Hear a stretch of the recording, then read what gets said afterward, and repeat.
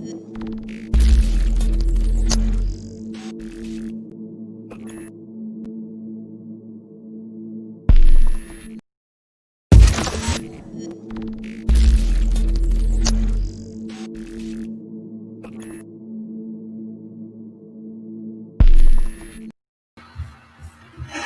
again, ladies and gentlemen, we're going to be talking about what you can see here on your screen from CNBC. Online insurance company Lemonade closes down nearly 14% ahead of lockup period. Now, while I'm doing this episode, we're going to talk about what is the lockup period, how to find a lockup period, and how it affects a company's IPO. And we're going to have a prime example how it affected this online company Lemonade, which dropped 14%. Shout out to Michael out there in he's out there in Canada. I know he's a big component of Lemonade. I've been following it. So, we're going to get into it. So y'all stay tuned. But if you haven't done so already, ladies and gentlemen, go ahead and make sure.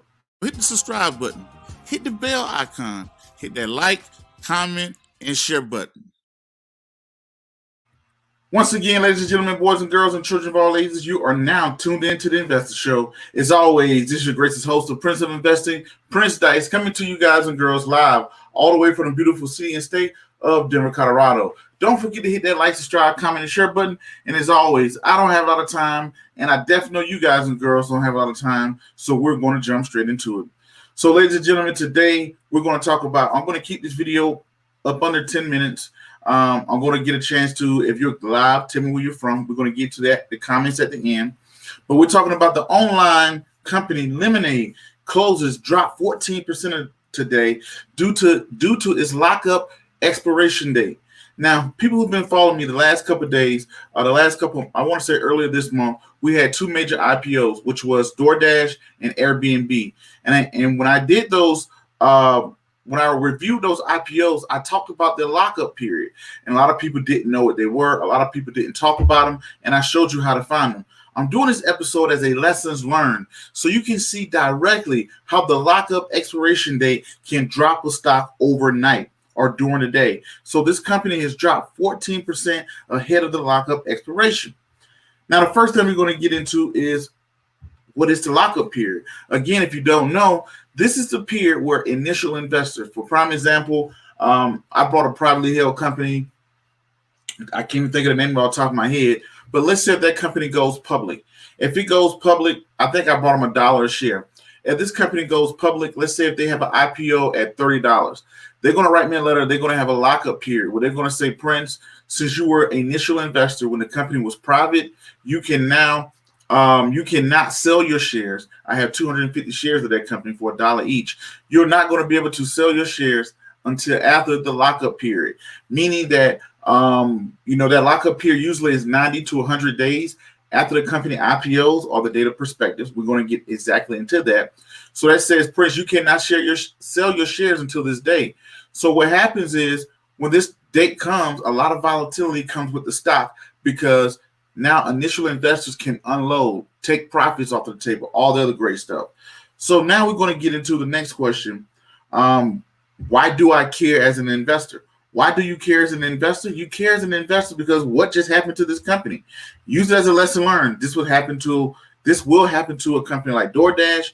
This will happen to a company like what was the other company? DoorDash and Airbnb.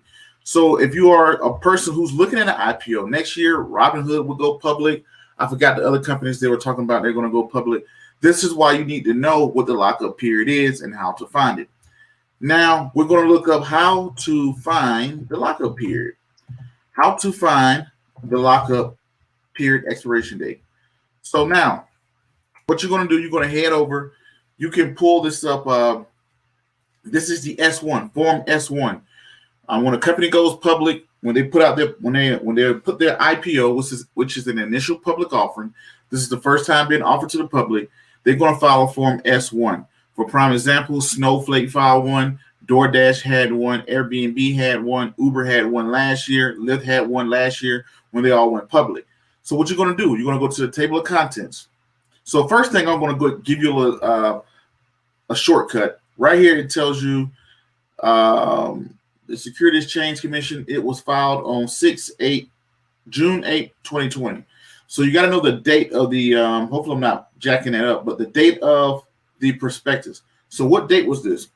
So June 8th, 2020 was the date on the prospectus. Keep that in mind. It was June 8th, right? That's the only date that I see on here, so I'm going to go by that date. It might be another date. If I'm wrong, please let me know. All of the good stuff like that. So what you're going to do, go to the table of contents. Under the table of contents, go to shares eligible for future sale. Once you go to shares eligible for future sale, scroll down to lockup agreement. So right here, this will tell you, where is it at? Lockup agreement. Boom. All right. So you have to read it within here. So right here, 180 days from the data. This is where it's at, right here in this line. So I'm going to read this whole line. It said, we and all of our directors and executive officers and certain holders of our common stock and securities exercisable for a convertible into a common stock outstanding immediately on the closing of this offering have agreed or will agree with the underwriters that until at least 180 days after the date of the prospectus, subject to certain expectations and specifics in such agreements, we and they will not, without the prior writing consent to Goldman Sachs, directly or indirectly offer, sale, contract sale, plead, grant any options to purchase, make any short sales or otherwise dispose of, hedge any of the shares of the common stocks, any options, securities convertible into or exchangeable for that representing the right of shares of common stock, provided that such. Okay, that's a whole lot of jargon there. But pretty much there's the 180 days. I don't want to bore everybody with reading all through this, right?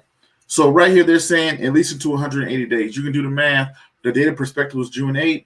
Now you can do the math from June all the way to now. You can count out the 180 days, right? From June 8th all the way into now, that this lockup date is coming up. It may be on January 8th, if I'm not mistaken. But so that is how you find the lockup period. Now that the company has gone into its lockup period, this is when I will become interested in the company, right? This is when, back to why do I care as an investor?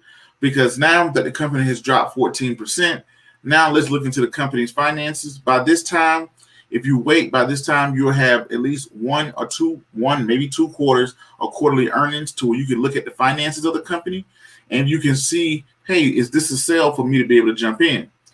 Now, I made this popular when I said, I won't say made it popular, but a lot of people didn't know when DoorDash, they asked me would I buy DoorDash or Airbnb. I said I would wait until the lockup period, and the lockup period is not until June of next year, right? So that's the way I would look at it when I look at particular companies. So the lockup period, that's why this is only applies to IPOs, initial public offerings of companies. When companies first come out, they all have an IPO, an initial public offering that comes with a lockout expiration date. It's usually 90 days or 180 days, most of them that I've seen. So you have to do a little research to find out what happens. I'm doing this episode to show why lockup periods is very important. I just talked about that on DoorDash and Airbnb and Snowflake. So this is why you're seeing this company Lemonade that IPO'd, I think, in the summertime, why they dropped 14% in one day, just because of the lockup period. This is why lockup period is important to know or whatnot. So we talked about what the lockup period was. We talked about how to find it and why it's important to investors. So let me see what y'all say in the comments before I roll out of here. Al, what's going on? He said the Prince of Investors, my guy. What's going on, Al? How you doing, Ms. Ruby, out there in Memphis, Tennessee? And I'm sure, remember, we were talking about earlier this year when Apple was down like to 117 bucks. I'm pretty sure you're glad you held on to your Apple. I have some Apple stock, but I had some calls on Apple that I just went ahead and sold for a nice little profit just not too long ago. So here we go.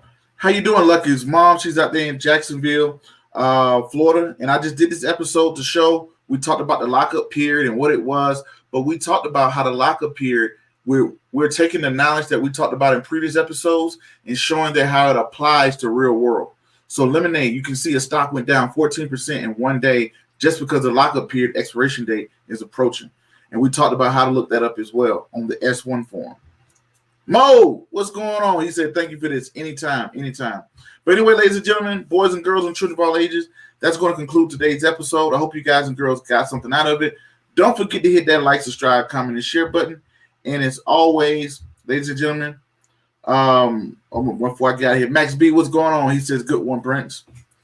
But always, until the next video, podcast, cartoon, or whatever else crazy you see me do around the globe, peace, be safe. I'm out. Thank you.